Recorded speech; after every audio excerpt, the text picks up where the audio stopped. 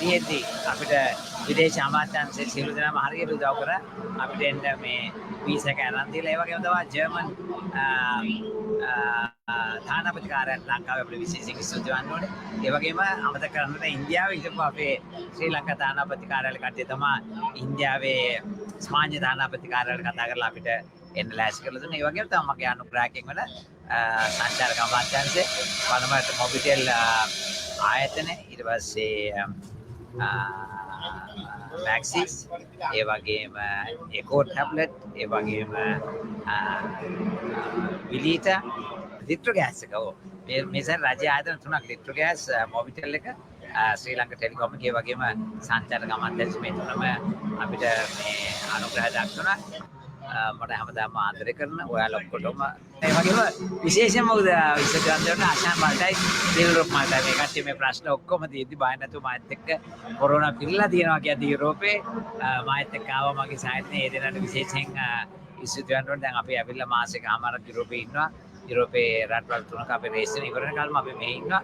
ඉතින් කොරෝනා කියලා තිබ්බට අපි බය වුණේ අපිට ඕනේ ඇවිල්ලා ලංකාවේ නම් ගෙලින් ඉන්නේ. ඉතින් අපිට කරන්නේ ඉතින් ඒක අපි ඔයාලට ආපහු රේස් එකත් සමග සියලු දේ විස්තර අරගෙන එනවා. එරන් ඉතින් ඔයාලගේ ඔක්කොගෙම අපේ ස්පොන්සර්ස්ලා ඔක්කොමලා ඉන්න සියලු දෙනාට බොහොම ස්තුතියි.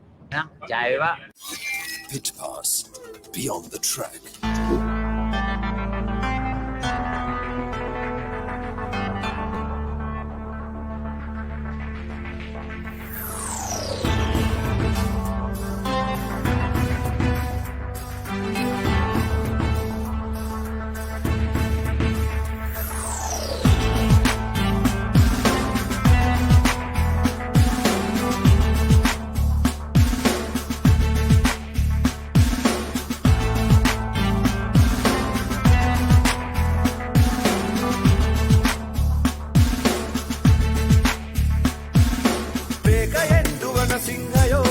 पुश में सेक्रेटरी महोदय push करන්න नियमයි දිලන්ත well done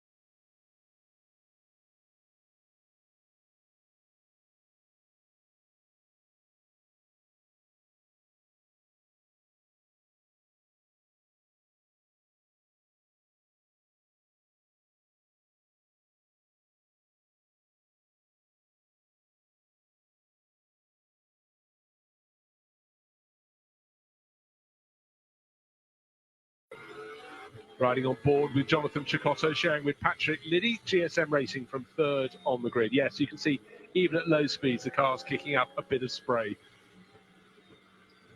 Windscreen wipers on. Yes, it really depends the angle at which you take a look across the track surface as to how much water you can see. Just outside the white line at the edge of the circuit, that's where the putting was deepest in turn one. So Patrick Kuchler from Dorian Boccolacci, that is the front row. Finn from Frenchman. Then the Venezuelan Jonathan Chicotto. Spaniard Sebastian Fernandez share row number 2. Milos Pavlovic and Victor Franzoni for the Oregon team come on board this weekend. Sebastian Balthazar, Kevin Russell, they are row number 4, rattling down through all the pro runners. And then we get Max Weering and Guillaume Pujubea, 9th and 10th. And then the top pro-am runner, Andrei Lewandowski, that's the car that went sliding off, number 16. It's here to take the start. Mikko Escalade and Madcrock racing alongside. Then Yuri Wagner, Massimiliano Mantovani. Then Claudio Gosselin, Libor Dvoracek, 16th and 15th and 16th and 17th, and bring up the rear, Dutch racer Hans Fabry, also in the Lamborghini Cup class. So we've got the pros, we've got the pro-ams, we've got the ams. Sorry, the top am, I mentioned that, Yuri Wagner in 13th place on this grid. 2 races here this weekend, each race 50 minutes. And in the championship, it's Milos Pavlovic and Raul Guzman. Then Dean Stoneman, sort of sorted teammate, so he's second on his own at the moment. Kevin Russell and Alberto Di Folco there share 3rd place. Lewandowski and Carol Bass in 4th, and Kiko Galbiati in 5th place. But Milos Pavlovic and Raul Guzman, their car is starting 5th today, so there'll be 4 cars kicking up the spray in their face. It's a safety car start, so we're going to do 1 lap, 2 laps, who knows how many laps behind the safety car, allowing the drivers to get their sighters in on this circuit, see how much they can dry it out as they go around, well, as near to nose as tail as they possibly can. But still, the windscreen wipers on. The real key is when you see the race-leading car, once the safety car withdraws, whether it has its windscreen wiper on, because if there's no spray, there's no need for it. But obviously everyone from the leader backwards will be getting a bit of spray.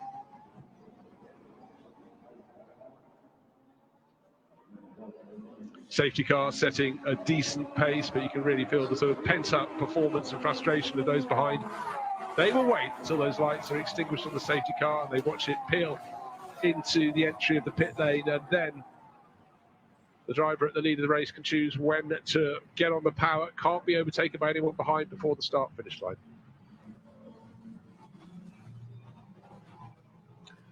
But it could be, well, we'll see how soon we get a message on the screen saying safety car in at the end of this lap. But right now, the Huracan leading the Huracans around, the Super Trofeo racers, they're biding their time, waiting to be released. 50 minutes of racing. Due to be a rolling start, come what may, but it will be a scrambled start, a rolling start after the safety car has withdrawn. Or like a restart after an incident in the race. In fact, the driver at the far end, got a spinner in the background. They looked like Libor Dvoracek, the penultimate car in the field, appeared as though his car was rotating on itself at the back of the image. He stuck himself in the gravel. I was just about to say his rival, Hans Fabry's falling back a little bit, but at least he's kept it on the island. So for Libor Dvoracek, well, message to race control very quickly. You might have been thinking of releasing the safety car pulling in and releasing the field to get their rolling start, but we've got to recover car number 22, tail end in the gravel. Still fired up, but normally when a driver floors the throttle. Now let's look, we're riding on board. Just simply turned in rather too aggressively for turn number 4, facing backwards, tail end in the gravel. That's going to take a pull.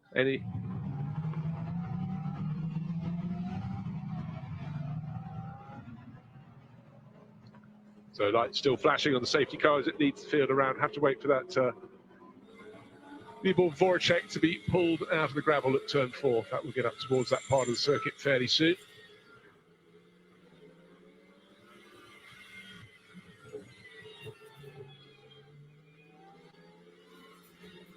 frustrating for the rest of the field because, of course, the track getting drier and drier, they're getting more enthusiastic, and for the starting drivers, they don't want their stint time to be spent behind the safety car. They want to go racing as soon as they possibly can.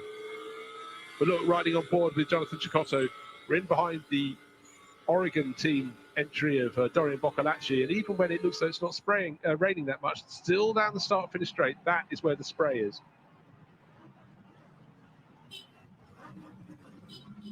Still waved yellow flag. So Patrick Kujala clocking up laps in the lead of the race because we are racing at the moment, merely led around by the safety car. Right, yes.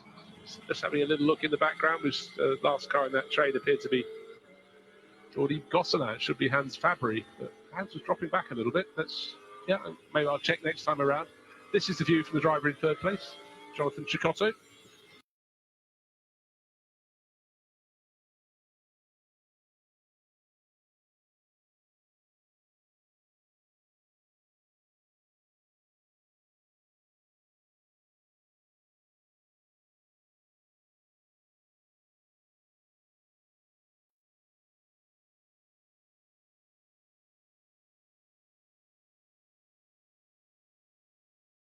We are racing at the moment, merely led around by the safety car.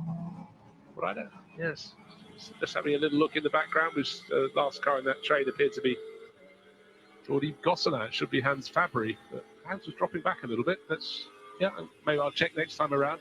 This is the view from the driver in third place, Jonathan Cecotto.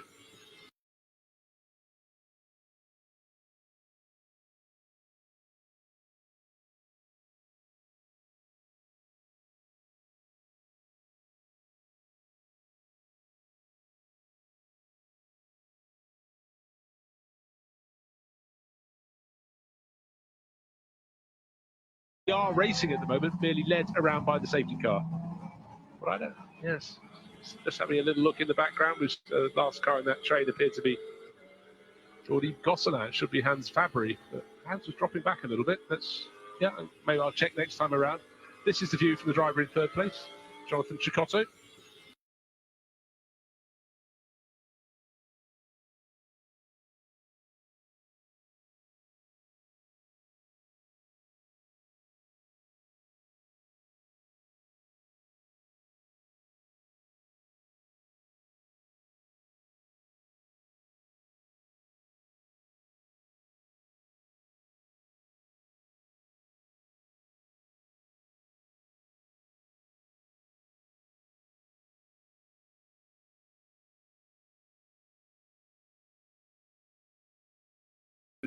Last car in that train appeared to be Jordi Gosselin. It should be Hans Fabry, but Hans was dropping back a little bit. Maybe I'll check next time around. This is the view from the driver in third place, Jonathan Cecotto. Can he get going? Can he fire the engine up? There's the next question. So the field goes through turn one, turn two, just now going through turn three. And when they look dead ahead, they won't see the car that's in the gravel because it's not in the gravel. Good news is Voracek will live to fight another day, will get out into this race.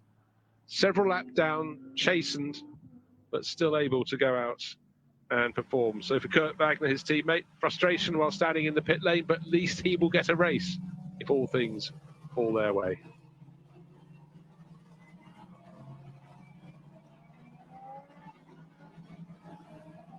Just to reiterate, this race scheduled for 50 minutes. We knew with the track declared wet that a decision was made. We would start behind the safety car. We'd had a spinner on the way to the grid. That was Andrei Lewandowski. And then just about a lap or so into the start of the race behind the safety car, unfortunately, we had our second spinner. And that was Libor Dvoracek getting it wrong, dropping the car into the gravel at turn number 4. But he's got going again. The field now, what it needs to do is get close to the safety car. Are the lights on? Safety car at the end of this lap, can't see the safety car, just out of our view as we ride with the third place car. Lights are still on, but those lights on the roof of the safety car will go out. That will be the message that Patrick Kujala looking and watching. Kujala now can control the restart. He's got Dorian Boccolacci tucked in behind.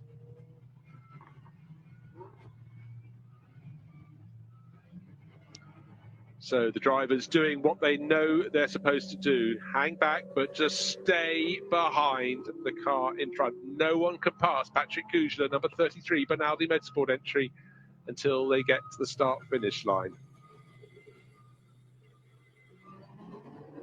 Oh, Boccolacci's been good. They got to the top of the hill at turn 12. Wait. And then bang. Patrick Kujla knew when he was going to floor the throttle. Boccolacci's reacted very, very well indeed. He lost the car's length, but that's absolutely fine because he wasn't the one who could floor the throttle first. Through the chicane they come. Jonathan Cecotto looking very busy indeed in third place. Oh, Boccolacci running a little bit wide at turn 16, possibly having to come off the power a little bit. That gives an advantage. The person who already had the advantage, the pole starter, to Patrick Kujla.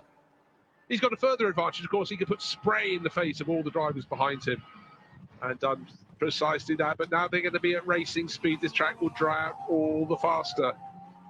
Who's making the moves all neat, all tidy? Car number 14, Victor Franzoni, looked to get in position, and he didn't get it. But to the view from Jonathan Cecotto in third place, Boccolacci is really, really serious about taking the lead in this race.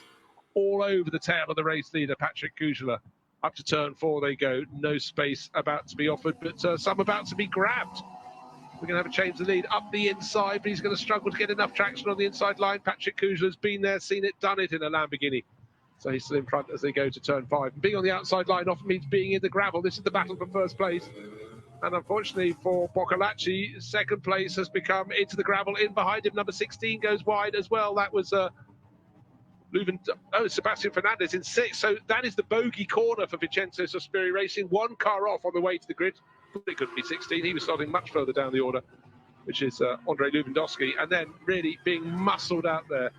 Poor Dorian Boccolacci. I'm not sure he'd be entirely happy. And then, of course, the second of the other.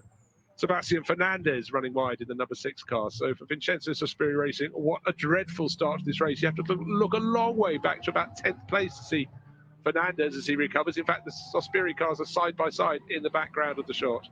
But our first two have escaped. Patrick Kujla now has Jonathan Cecotto all over his tail. Kujla can't get the front of that car to bite at turn 12. Just does enough. Sweeps across, covers the line into turn 13, down a tiny little stubby straight to turn 14. Bang, over the curves. Bang, over the curves again to go to the right. Onto the start-finish straight they go, but they've got this long sweep of turn 16.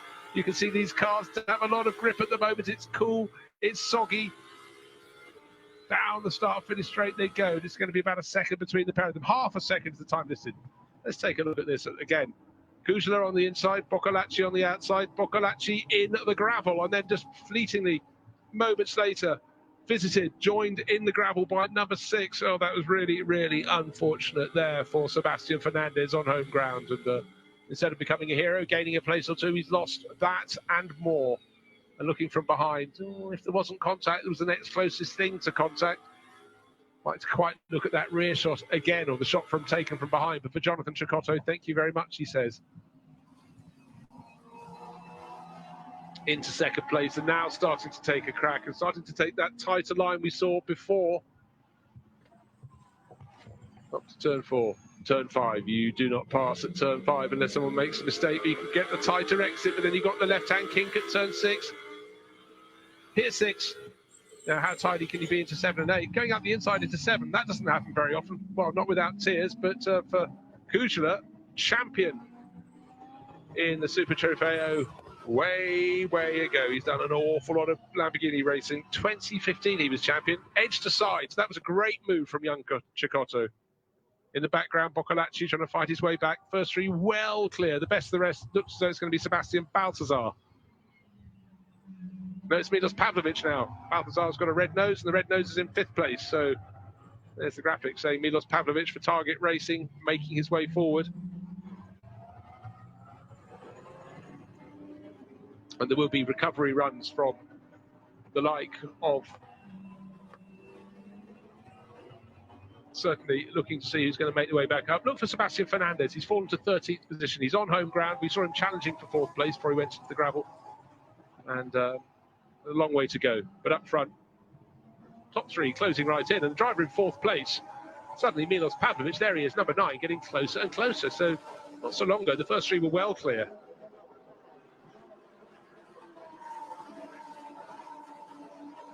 Was it caution? How many of these cars started on wet weather tyres? Look, the windscreen wiper is going down into turn one. There's still spray. But I'm just beginning to wonder if anybody has been brave enough and they've gone out on slick tyres for this first stint of the race. Fastest lap of the race so far belongs to the driver in third place. That's Dorian Boccolacci, the driver who could have been in the lead of the race, but side-by-side contact put him into the gravel at turn number 5, I beg your pardon.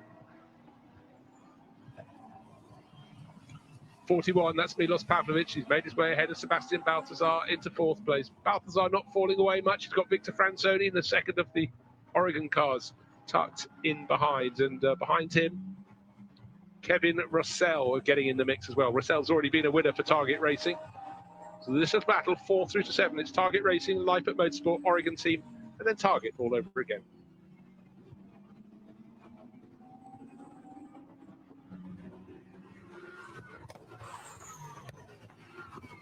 Victor Franzoni in the pink, yellow and green Oregon car.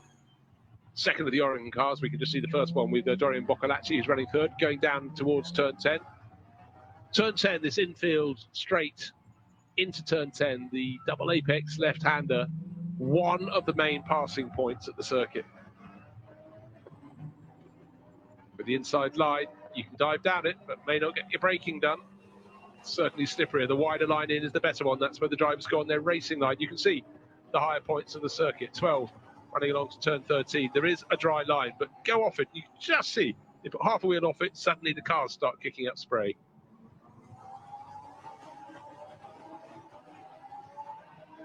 That's Sebastian Balthazar, number 2, coming around in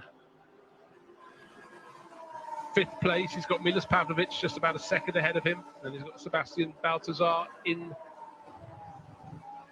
Sebastian's in the meat, in the sandwich, then Victor Franzoni, then Kevin Russell. Up first to second, it's still under a second between our race leader, Jonathan Chicotto. There is the second place car, Patrick Kushler, that's number 33, 0.925 of a second. Swapping fastest laps, and importantly for them now, just starting to drop Dorian Boccolacci. Dorian's still probably angry about being given a hip and shoulder move at turn 5. Interesting how the car in second place is using the windscreen wiper because it's getting spray from the car in front. The car in front does not have to, so the advantage goes to Jonathan Chicotto at the moment. No windscreen wiper on for him, for our race leader. But for Patrick Kushler, he's done it all in Lamborghini Super Trofeo.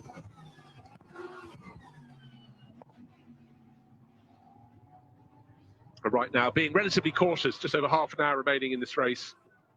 Track drying all the time. And the drivers don't just do their driving. They must be thinking, right, when we come to the pit stop, shall I radio in and say, it's going to be slicks, it's going to be slicks. Well, it's always easy to say that on a drying track when you're the driver getting out. This battle for 4th, though, is good. Certainly, Milos Pavlovic got to the front of it.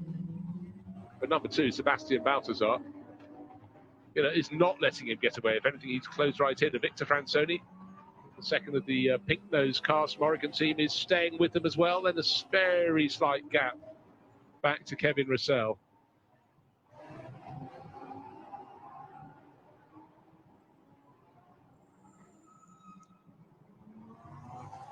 And Russell's teammate, you can see how the advantage sort of ebbed and flowed between him and Milos Pavlovic. It's now settled down, but drivers, including race leader GSM Racing's Jonathan Chicotto, going looking for the wet patches.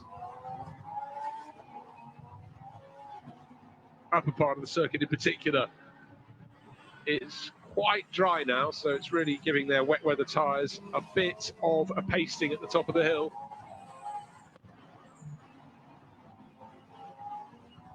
Patrick Kushler, fastest lap in the race. He's closed the advantage of 3/4 of a second or thereabouts to race leader Jonathan Chicotto.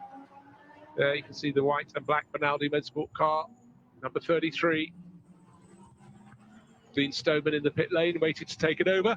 And Patrick Kushler closing it all the time. But then a little mistake, unfortunately, for Sebastian Balthazar. Victor Franzoni has gone into 5th place, and unfortunately for Balthazar, looks like he's about to lose another place to Kevin Russell. Oh, the smallest of slip-ups. Yeah, I think the Dane has got past the Dutchman. Oh, let's have a look. Well, all quite roughly tufty stuff. In fact, sorry, Sebastian Balthazar is a German racing driver, but a German racing driver with a slightly red face. One little slip up, and the field was so close in that battle from 4th through to 7th place that he's shared a position. But he's hanging on, does not want to be passed by Franzoni. In fact, he's I thought the move was complete, and it isn't just yet. And then Kevin Russell all over him now. So Franzoni's got the place. And number 9, working hard, Kevin Russell has not got it. I thought that move would have been completed. Car 33, 3 seconds at the end of the race. That will be the shoulder charge, the side-by-side bash into the flank of Dorian Boccolacci. And if you added the 3 seconds now, that would be enough to put Boccolacci up into 2nd place. So Jonathan Cecotto leading the race. Time penalty, 3 seconds added for hitting Boccolacci early in the race, just after they were released by the safety car at turn 5. So frustrations, but looking good for a podium all the same. And this is the car that Patrick Coogler has been brought in this weekend to share with Dean Stoneman. Dean's had various teammates and is sitting 2nd in the championship. So he wants every possible point he can get. And now, for Patrick Coogler to try and remove those 3 seconds, he's got to get ahead and build a 3-second advantage. And what you do, pit window is now open in this 50-minute race. The track is drying. I would suggest you stay out as long as you can, unless you've got wet weather tyres that are really starting to go off as the track dries. I think the track has still got a fair bit of moisture in it, but wait and see how the weather conditions change, because with every passing minute, this track is looking more suitable for slicks, but it's probably wetter than it looks. Certainly if you go out over the curbing, that's where you bring more moisture back on the track. First, the pit stoppers, we had Andrei Lewandowski underway, coming around to the grid, and then a mistake from number 7 running a little bit wide there, and that's our race leader, Jonathan Cecotto. I was about to say that Patrick Coogler has got to get into the leaders race and then try and build a 3-second advantage to undo the wrong of that contact, the 3-second penalty he's been added to his race time. So he's got to try and get ahead to negate that penalty. Get ahead, he has. Get ahead by 3 seconds, he hasn't done yet, but he's going to try and see what he can do.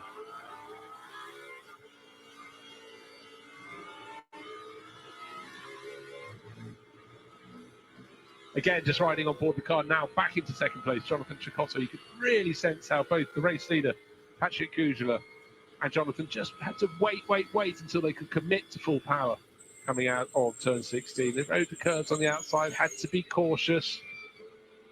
Whenever you go outside the white line that marks the edge of the circuit, you're not uncharted territory, but certainly territory where it's harder to get grip. All sorts of sort of flotsam and jetsam, if you will, tyre rubbish gets pushed to the outside, the water of the going over the curbing. So early pit stops, Carol Bash taken over from Andrei Lewandowski. It was around about 10th position when it came in.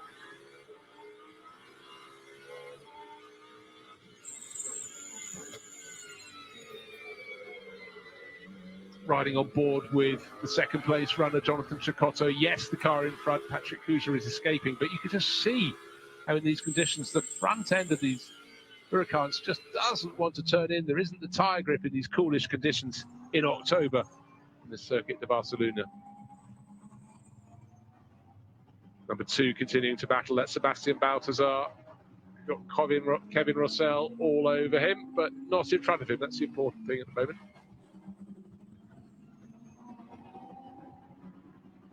Fighting over 5th position. Milos Pavlovic has got well clear this battle. That just suddenly sorted itself out, and for Kevin Russell, he's got to get past Balthazar because it's a 5 and a bit second of disadvantage now to Pavlovic. Pavlovic holding down 4th place. Balthazar holding 5th, but being pushed very, very hard indeed.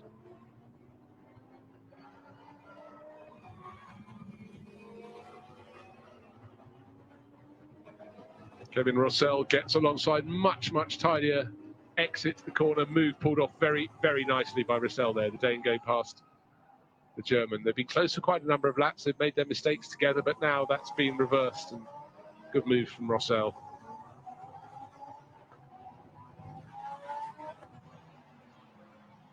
Pit window continues to be open. We've got Jonathan Chikotto in from the lead that became second place. Then he came in from that. Number 7 in the pit lane. Only front runner to have pitted so far. Only one of only 2 cars to have pitted so far. 3 cars now. Just got another one calling in. Hans Fabry coming into the pits. And one of the cars making a move up through the field will be Karel Bash, the first car to make a pit stop. He took over from his teammate Andrei Lewandowski. He's listed down in 16th place overall, but he will advance as rivals sit in the pit lane.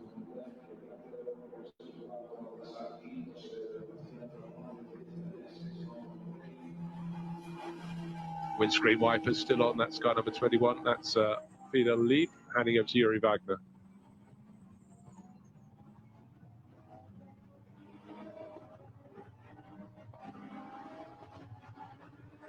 Now, of course, what we're going to get as drivers come out for their first part of this race, they're doing the second stint, is what's the track like? They've watched their teammates on the screens. They have seen a lot of spray down the start, finish straight, but it's the bits that don't seem to have wet patches that could be some of the trickiest bits indeed, as Patrick Liddy may be about to find out. The American Lamborghini racer down into the first turn. How much grip have I got? Oh, got through the corner. But it's other points on the circuit. It's not uniformly wet or dry, so drivers really will be very, very cautious on these outlaps.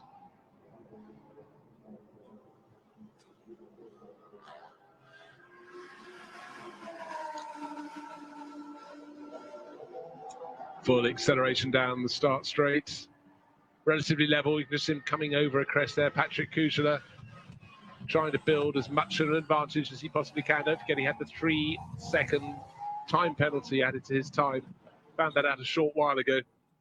And that gives a little bit of scope for the GSM Racing Jonathan Chikotto, Patrick Liddy car. 3 seconds it doesn't have to find.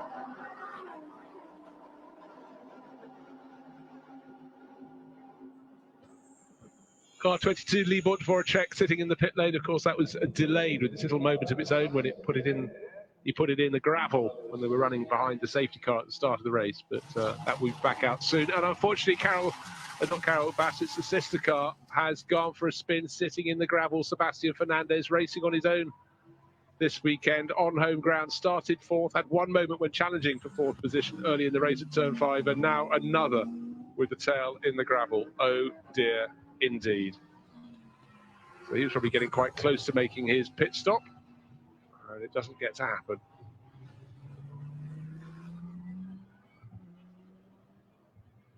Not long to go. So that's turn 1. That's the first car that's gone around there. I thought we might have a candidate for that on the opening lap of the race, but drivers behaved well then. So for Patrick Kuchela, stretching on, should be thinking about coming into the pit sometime soon. And now car 6, Vincenzo Sospiri Racing. They've got one car in the gravel. They've already had one having a spin, and now the other one, the sister car, potential speeding in the pit lane. So was that on the way out for Karel Bash or the way in from Andrei Lewandowski? No way of telling you, but under investigation. It's not a done deal yet. Kuchela dives in, and wow, the way he came into pit entry, sweeping around the corner. He's got the car brake down to the minimum, to the maximum speed you're allowed to do at the white line, but the way he almost straight lined the entrance to the pit lane, taking every last fraction of a second with him as he came down off the circuit. Also in behind him, Dorian Boccolacci will come in to hand over to Kevin Ghilardoni. And the general intelligence was to stay out as long as you possibly could before the pit stop, see how the track conditions changed. But was that enough for Patrick Kuchela to hand over to Dean Stoneman and get that car back into the lead of the race? The second of the Oregon cars into the pits, that's number 14. And that rises up the order. So suddenly it looks very busy in the pit lane. The good news is almost all the cars are coming in without windscreen wipers on, so it does suggest that perhaps the circuit is now properly dry, or as near as. The screens are being cleaned as much as they can be. Still trying to get the grip down at turn 10. A bit tricky for Patrick Liddy there, but he's pressing on. His car was one of the early ones to make a pit stop. Came in, had led the race, had been moved back to second place with Jonathan Tricotto, but still right at the sharp end of the field.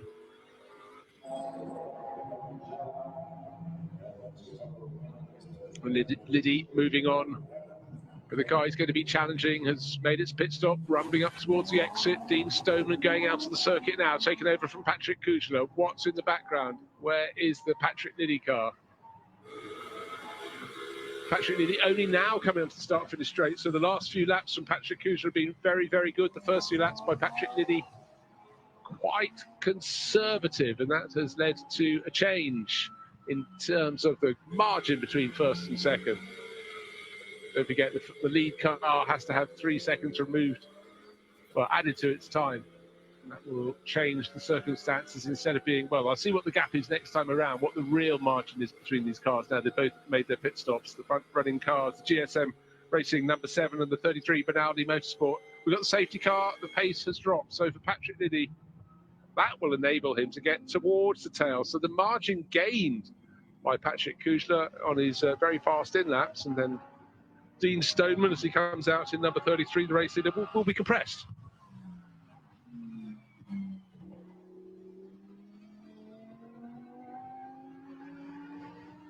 And not only will it be compressed, of course, it does mean that at the end of the race, there'll be 3 seconds still being added to Patrick Kuchler's car, now driven by Dean Stoneman. And with the safety car closing the field up, the margin they've both built before and after the pit stop is going to be compressed to nothing, so they could still have a real race to get back. They might be leading the race, but they could have the chasing car of Patrick Liddy right under their rear wing. They'd have to do it all over again. But I think Stoneman and Kuchler both are more than capable. Kuchler's proved to us already, champion back in 2015. He knew how to do it, and he broke clear after he got the penalty, or the warning of the penalty. But maybe Dean Stoneman has to make good his escape as well.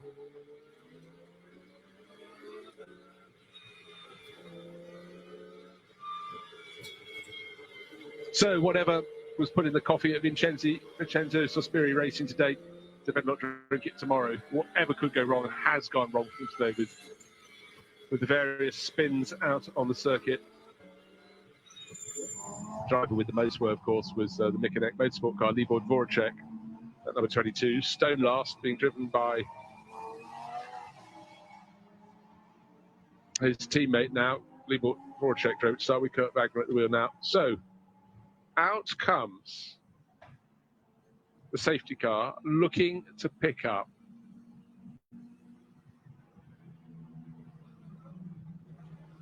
with everyone having stopped. He should have been looking to pick up Dean Stoneman, car number 33, but he seems to come out ahead of Kevin Ghilardoni. There at turn 1 is the number 6 car, Sebastian Fernandez. No glory for him today on home ground, perhaps tomorrow, but just today, embarrassment.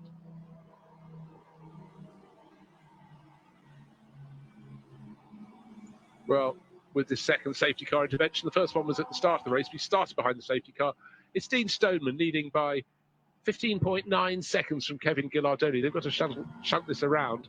And then Patrick Liddy, 10 seconds further back in third place. So it really, really has strung out. But the wrong cars, if you will, being waved through, waiting to pick up the number 33, Benaldi Motorsport entry. Patrick Kuchler started it. Dean Stoneman just taking it over. And if you've been waved by, you need to get a move on, because you've got to go almost the entirety of a lap to get to the back of the train. The race leader, number 33, is the one that Lamborghini safety car driver should be looking for.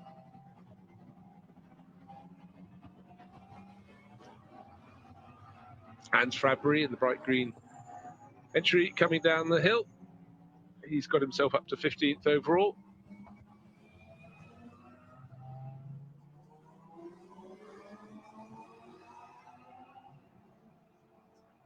So Dean Stoneman, car number 33, Benaldi Motorsport. Circulating, waiting to catch up with the safety car. And then he can sit in behind, and then he can control the restart. Yellow lights flashing on the starting gantry of the start-finish straight. Just as an extra warning, there'll be waved yellow flags all around the circuit to say safety car at the head of the field. But a driver who made a really, really good start to the race is out of the car now, and Gemma's caught up with Jonathan Cecotto. Jonathan, you were leading your stint there. Patrick's taken over in the car. Is this safety car going to help him pull back up through the order? Well, for sure, safety car arrived just in time. If we would have stopped after the safety car, we would have lost a lot of positions, so I'm quite happy about that. The conditions are quite tricky because we've never driven on the wet this weekend before, so it was important the first laps to find out right away where the grip was, and I was able to overtake for first position, so that was good. And how is the track now? Is it drying out a little bit? It's drying out, but I expect it to dry out faster. So there's still quite some water, and it'll probably stay like this till the end of the race. Thank you very much. Thank you. Yeah, it was a great move there from Jonathan Cecotto to get past not just anybody, not just any race leader, but Patrick Kujla, who has done, he knows all there is to know about these Super Trofeo Lamborghinis.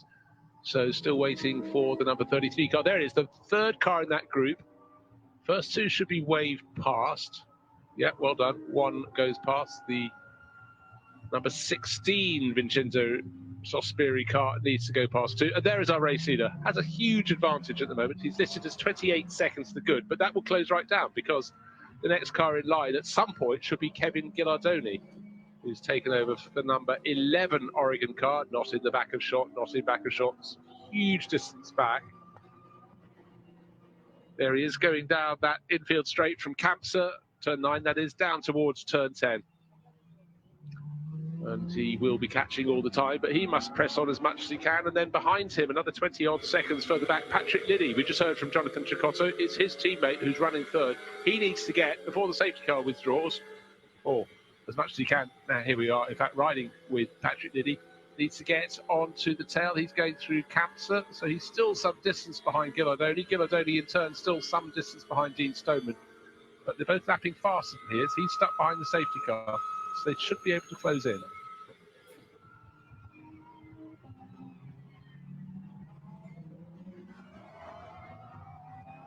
It's the job of all the drivers in the train to do their utmost to just keep moving forward when the safety car is there to close the gap, close the gap, close the gap. But the safety car is only out for an amount of time, just, you know, controlled by race control. They don't have to wait until the field is nose to tail. If it is, that's a happy coincidence. But if the safety car feels whatever has to be cleared has been cleared, and we know it's the Vincenzo Sospiri car down in the gravel at turn 1. Sebastian Fernandez put it there. Let's have a look, going through turn 1. There's our field. First three are now nose to tail, so the safety car period was long enough for all of them, and by the time this lap is complete, it may well be the one the safety car withdraws. Expect Raul Guzman to close right in on Patrick Liddy as well. He's running 4th, Alberto Di Folco in 5th, so Target Racing 4th and 5th. They're not strangers to winning this year, so they'll fancy a bit more than that.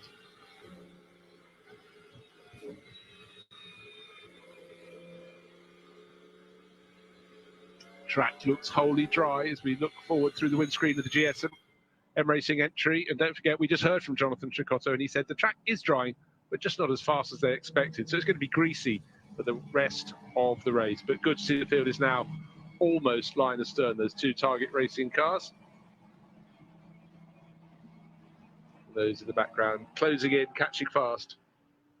As unfortunately for Sebastian Fernandez and Vincenzo Sospiri Motorsport, that is shifted clear of the gravel, dead ahead at turn number 1.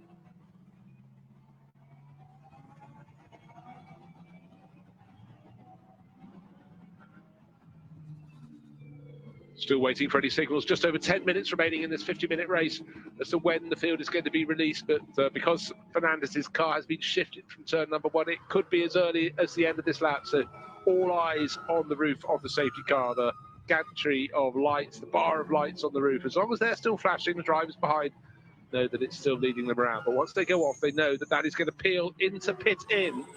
Then it's their chance to take the restart of the race with Dean Stoneman ahead of Kevin Ghilardoni and Patrick Liddy.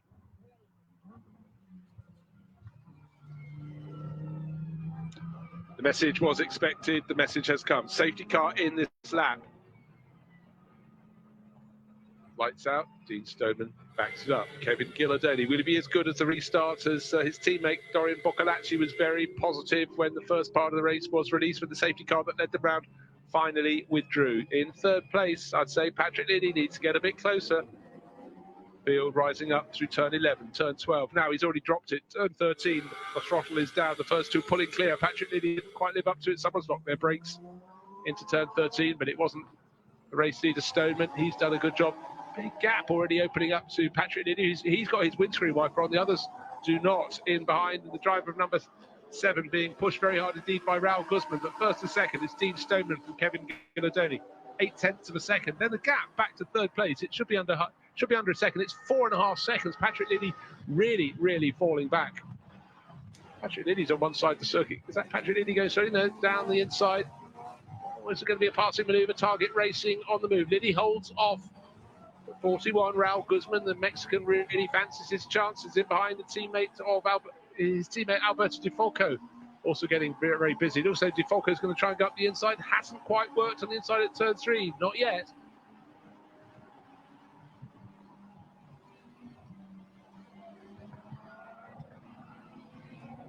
Oh, and Patrick Liddy really not quite enjoying the conditions at the moment. He's tiptoeing around, but Dean Stoneman and Kevin Gillardoni, they're gone.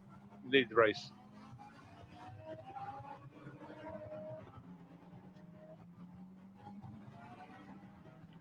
And in behind, whereas the racing is at its toughest, I quite fancy Alberto Di Folco in all this. He's the black Target Racing car with the yellow flashes and the yellow wing mirrors. He's got his teammate up in front, Raoul Guzman, but look at Di Folco all over him over the curbing at turn 7 and 8, up to the crest of the hill at 9. A Capsa. Often the wider line seems to work. You get more momentum out of the corner, but you risk someone going out the inside, and that was a risk taken there by Guzman. And alongside and past. But can he hold the whole way around the outside of the corner? Alberto Di Folco, he couldn't, got his nose in front. There is more pain, yet more pain for Vincenzo Sospiri Racing, because their number 16 car, the one still going in the race, has a penalty coming its way for speeding in the pit lane. We don't know if it was Carol Bass on the way out or Andrei Lewandowski on the way in, but when you're at the moment sitting down, way down in 14th place, that's a real cruel slap in the face. It's been confirmed. Penalty for the number 16 Pro-Am Vincenzo Sospiri Racing entry. Carol Bass driving it now.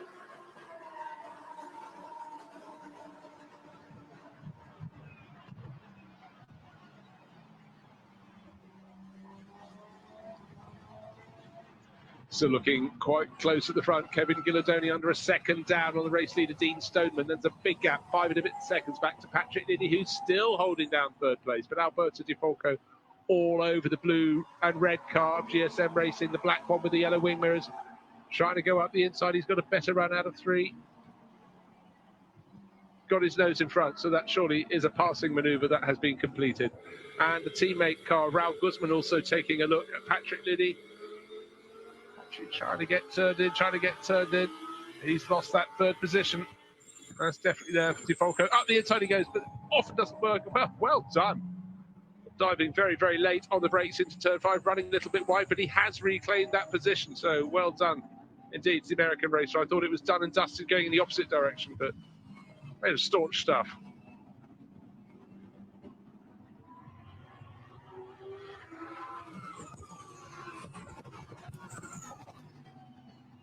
And this little battle over second place all along is letting our race first and second place battle get ever further clear. Alberto Di Folco kicking up the dirt down the inside into turn 10. That's robust, but he's made the move. He could be a bit earlier on the brakes. There's no option for Patrick Liddy. He has to be late on the brakes.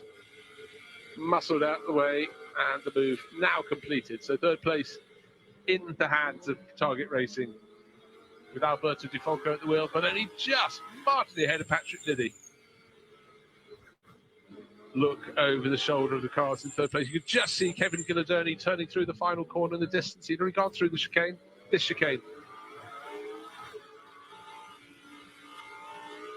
Patrick Liddy waiting, easing, edging, feathering the throttle. First two long gone. There they are, first and second. Dean Stoneman, Kevin Gillardoni. 1.3 seconds margin now for the race leader. Then comes next up in line, Alberto Di Folco.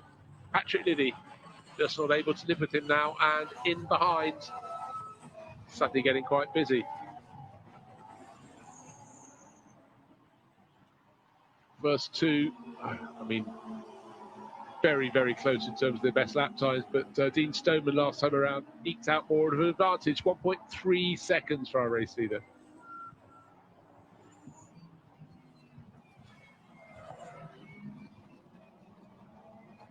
Just looking down to see who's running where in the classes. Top car, it's looking good for Oregon Racing. They've got a car in second place in the hands of Kevin Gilladoni, and the sister car, Lorenzo Bontempi at the wheel at the moment, leading Pro-Am. Am is being led by Yuri Wagner for Leipert Racing.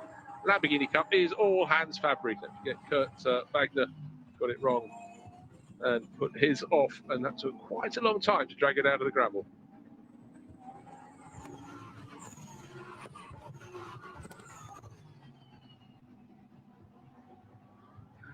Very, very careful, the drivers, when they're side by side. This is a tricky circuit to pass on. Turn 10, end of the infield straight, very much a favourite place, but no one in this battle. Down to the bottom end of the top 10, looking to push too hard. They know they're very, very tight with each other. Al Guzman fighting Max Wearing. So in fact, Wearing has really started to make his progress. Car number 61, the young Dutchman, has started making moves, started moving up the order now.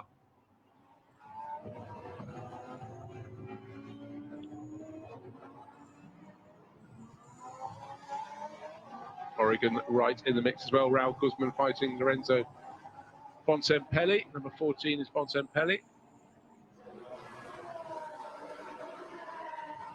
And a few drivers being able to make moves when those are in front of them, behind them, around them have made little slip-ups there. And you can see a little bit of an advantage being gained. A talking advantage, it's 2 seconds now between our race leader, Dean Stoneman, looking to make it 3 wins from 5 starts this year.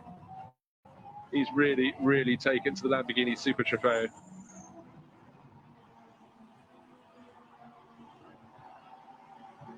Two seconds, the good fastest lap in the race in the bag. Kevin Gilladoni fights back slightly in second place.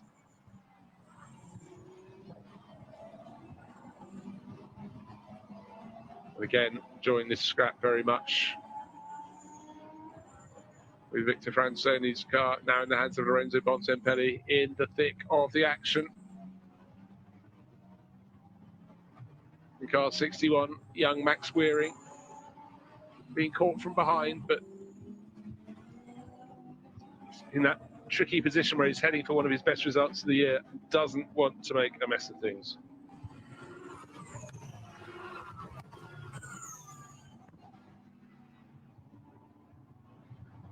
When I say heading for one of his best finishes, it will be his best finish. His best before today for Max Wearing was a 7th. He's heading for 6th at the moment, but the big gaggle of cars behind, he's got to really watch it. There is Max Wearing just ahead of the number 14 of Lorenzo Bontempi, who is the top Pro-Am runner here. Maxo does the entirety of the race. He comes in, serves his pit stop time, no driver change, and goes back out. Oh, the glories of youth. Because as you can see, when you look at any footage from around, or particularly onboard footage around the Circuit de Catalunya, is these drivers are working constantly. This is not a relaxing circuit to drive on. So, on to the final lap. This 50-minute race started behind the safety car, and it was Patrick Kujla leading around from pole, waiting for the field to be released. Did a great opening stint, absorbed a time penalty, still leading the race, then handed over to Steve Stoneman. He's had to control it from within. His advantage 2.2 seconds. That's plenty to be going with on this final lap. And there seems to be absolutely nothing that Kevin Gilladoni can do.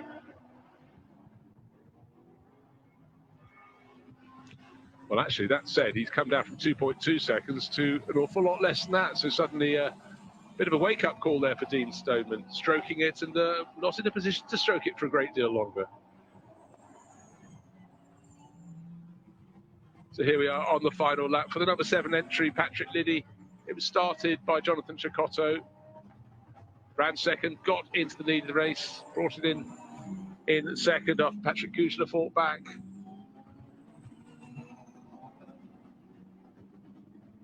looking for late moves, but it's looking very good. We've got to the end of 50 minutes. We're on the final lap. Dean Stoneman from Kevin Gillardoni. 2.2 seconds was the advantage first to second. It's way less than that. The pink nose of Oregon team's entry getting closer and closer. Dean Stoneman up around the top of the hill.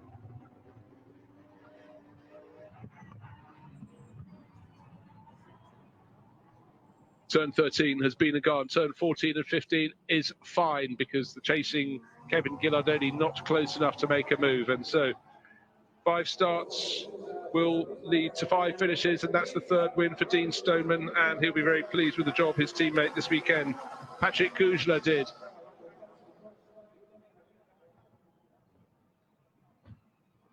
So 1st and 2nd are defined. There is the finish. Stoneman top of the charts. 3rd place, Alberto Di Folco. 4th place, Patrick Liddy. And Noah Watts, who took over in the 2nd half of the race from Sebastian Baltazar, son of Jason, putting a great run to come up into 5th place. Max Wearing will be delighted with a career best 6th place.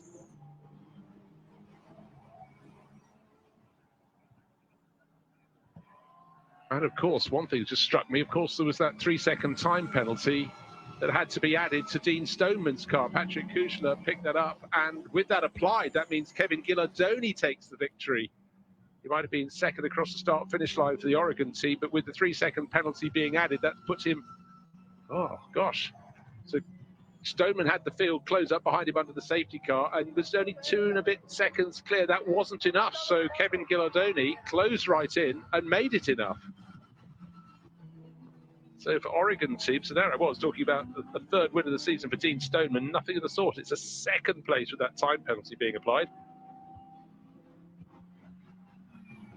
And Kevin Gillardoni at the top of my chart, but not yet on the graphic on the screen. But just bear in mind, there was the 3-second time penalty to be added for the shoulder contact at the start of the race that puts the Oregon car off into the gravel when it was being driven by Bontempelli. Top in the Pro-Am class, sorry, is Bontempelli, the 2nd of the Oregon cars. It was the start driver in the 11 Oregon car who got the shoulder slam and put him off, and that was Dorian Boccolacci. But Kevin Gillardoni kept on hunting. I suppose Dean Stoneman was aware of the time penalty. And Carol Bash, by the way, fastest lap of the race, right on the final lap. So Dorian Boccolacci and Kevin Gillardoni crossed the line 0.8 of a second down on the race-leading car of Stoneman and Kujla, but that turned into victory with that 3-second time penalty. Kevin Russell and Alberto Di Folco, they kept hunting their way forward. Patrick Liddy couldn't hold on to 3rd place, but 4th place, still a good run for him, sharing with Jonathan Chicotto. Sebastian Baltazar and new face Noah Watt doing incredibly well to be 5th overall. Max Wearing all on his own, the young Dutchman taking 6th. Top car in Pro-Am, Victor Franzoni and Lorenzo Bontempelli. So great day, first in the Pro-Am class for the Oregon team. Top runner in Am in 11th place overall. Yuri Wagner took it to the finish. And top in the Lamborghini Cup class, Hans Fabry down towards the tail of the field. But for Carol Bash, a disaster, ending up only 13th. But a great day for the Oregon team, with that 3-second time penalty making all the difference. And Kevin Gillardoni didn't take no for an answer, kept on pressing, knew what he was chasing after. And on tricky, greasy circuit, wet at the start, but drying all the time, it comes good. Oregon team, I said before the start of the race, were really starting to pick up their pace. And Gillardoni and Boccolacci were 2nd last time out, 2nd to finish this time, but that's good enough for 1st overall. So well done, says Dorian Boccolacci. Winners' caps, they like those.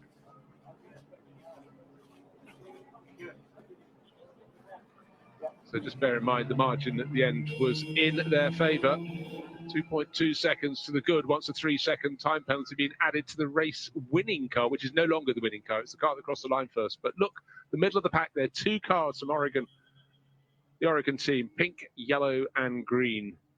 And they've taken overall victory and a victory in the Pro-Am class.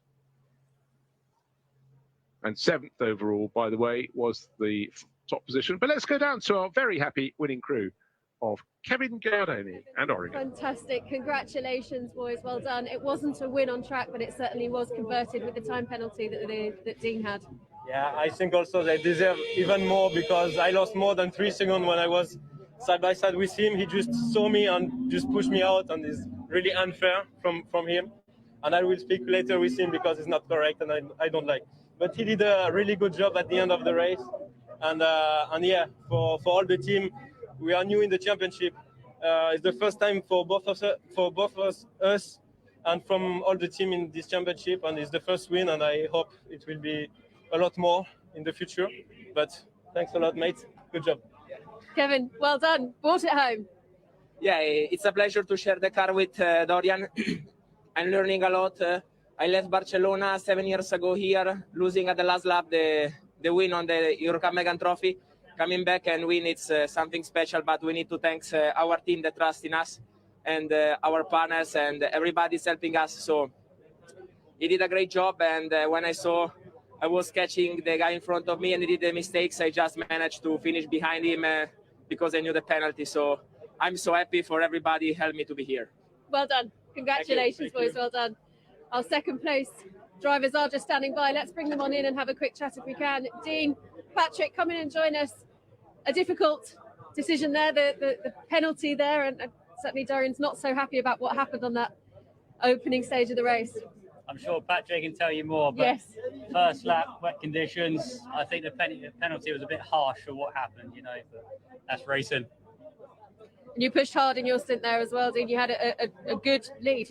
Yeah, unfortunately, the safety car come out, which obviously jeopardised us, but I've done all I could out there, and, you know, with wet tyres, the conditions that we're in, the tyres are dropping away. There's only so hard you can push, and it's so easy to make a mistake. As on the last lap, I was at 2.2 seconds. I had to get the gap to 3 seconds. Just put a wheel on the grass, which then car 11 got a bit close to me. So unfortunately, second position today, but hopefully tomorrow will be better. Yeah, tough call. Patrick, what do you make of that early incident?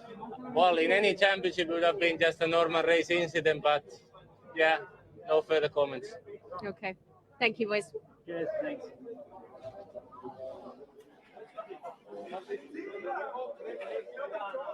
So yes, just also to point out a point well made by Dean Stoneman, of course, with the safety car leading them around, it bunched them right up and got Kevin Gilardoni's car onto their tail, and then that little slip up, just enough in the bag, no longer was enough in the bag, with the 3-second penalty applied. Into victory lane came Kevin Gilardoni and Dorian Boccolacci.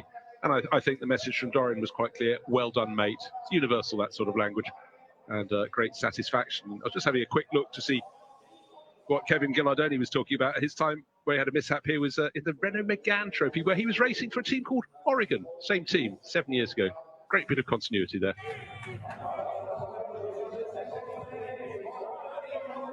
So, of course, time for the podiums and the trophies. Kevin Rossell up on the podium there with Alberto Di Folco. That's third place overall.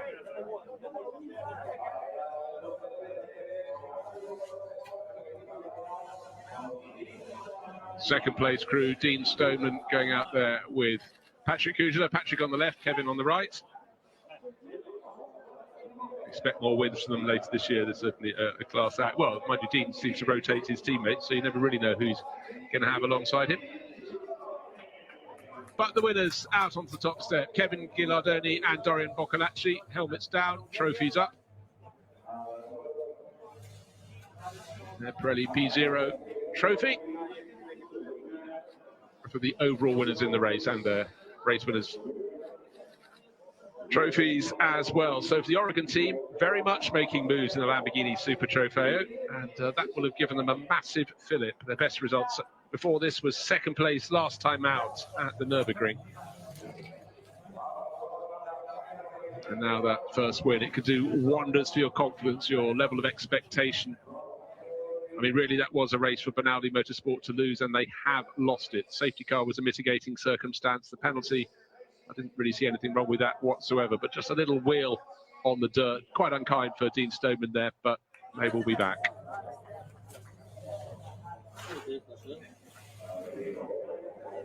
Of course, we've got 4 classes. We've got the overall, we've got Pro-Am, We've got AM and we've got the Lamborghini Cup, and the Pro-Am winners were also from the Oregon team. That was Lorenzo Bontempelli in car number 14, sharing as he has been this time. Great result for them. Here come the Finns in second place in class, in the Pro-Am class. Second place, Elias Niskanen and Mikko Eskelinen. Mikko on the shorter figure on the right.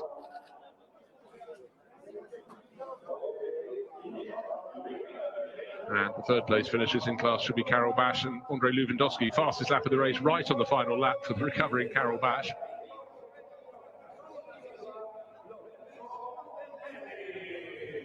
So here come the winners of the Pro-Am class. Victor Franzoni and Lorenzo Bontempelli up onto the top. Oh, they take the top trophy in the Pro-Am class.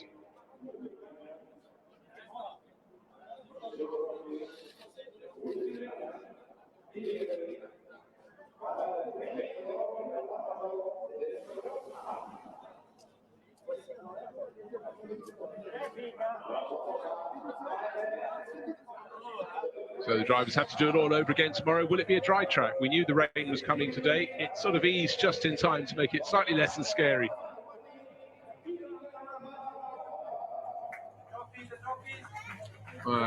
Third place, they need some trophies up there. Dilantha Malagamuwa and Massimiliano Mantovani. They were third in the AM class for target racing.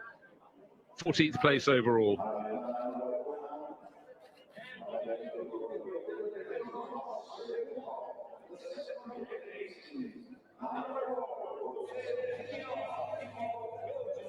Second place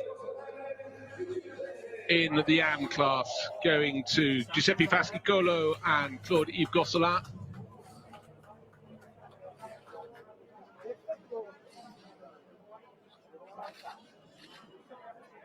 So the figure of Claude-Yves on the right-hand side of it. More photos, and welcome the winners of the AM class. Car number 21, Lippert Motorsport.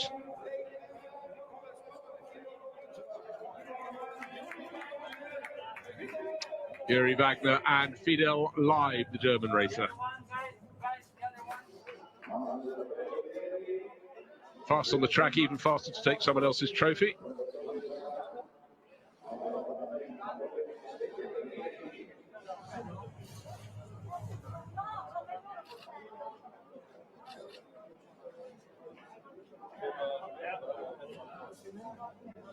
And that leaves us the final couple of trophies for the Lamborghini Cup class. And second place in class will go to the Mikonek Motorsport entry. That was the one that got a mishap to start their race by ending up with Libor Dvoracek sticking some wheels in the gravel and getting stuck. But he and Kurt Wagner fought back to get second place in the class.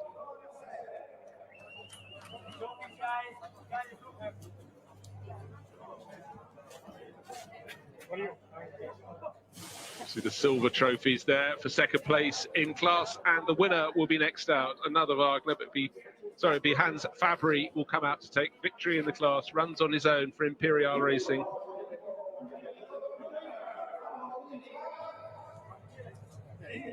Another trophy that makes it. Let's do some quick maths. That's 3 trophies in 5 races this year for Hans Fabry in the Lamborghini Cup class. And that will conclude the podium ceremonies for this round, the 5th race of the championship for the European Lamborghini Super Trofeo. And all smiles behind that mask for Hans Fabry there. Job well done. But taking a look back at the start, we started behind the safety car. And then there were moments, there were spins. That was Mikonek Motorsport. That was Libor Dvoracek, embarrassingly sticking the rear end into the gravel at turn number 4. That continued the period with the safety car leading the field around. But when eventually the field was released, Patrick Kujala, street clear, putting spray in the face of Dorian Boccolacci. There's a move around the outside at turn 5. That earned the race-leading car, Patrick Kujala, a 3-second penalty, and certainly for those behind, more time was lost, also including number 6 Lamborghini. For them, it just wasn't their day for BS Racing and Sebastian Fernandez. It's a great fighting in behind, and Oregon Motorsport coming forward all the time, 2 of their cars picking their way up the order.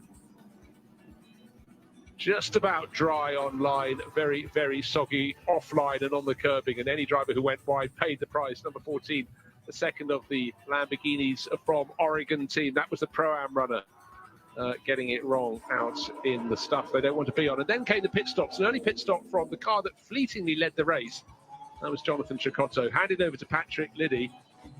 And it was still getting a little bit busy, but unfortunately it wasn't the day of days for Sospiri Motorsport, and that was Sebastian Baltazar, buried in the gravel, just as a whole host of cars were coming in to make their pit stop. That was down at turn 1. So for Dean Stoneman, car number 33, being chased down by Kevin Gillardoni, his advantage got whittled down to nothing, and those first two got clear of everybody else.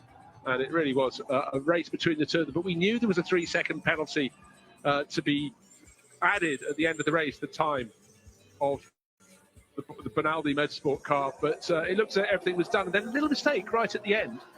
And the gap came down to nothing. And it was just enough for Kevin Gillardoni to take the first win of the championship for the Oregon team. For Dean Stoneman and Benaldi Motorsport, they'll have to wait for tomorrow to see if they can make amends.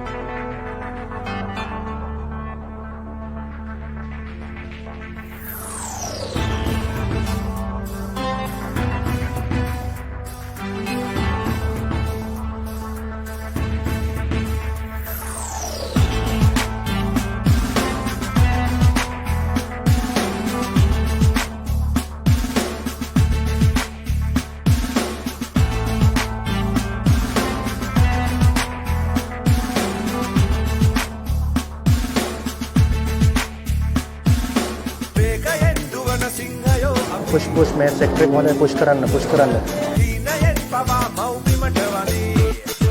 EMI Dilantha well done පොළවේ සුවඳ දැනෙනා ඒ සුළඟේ ජවය කන්නා ඒකයෙන් දුවන සිංහයෝ අපි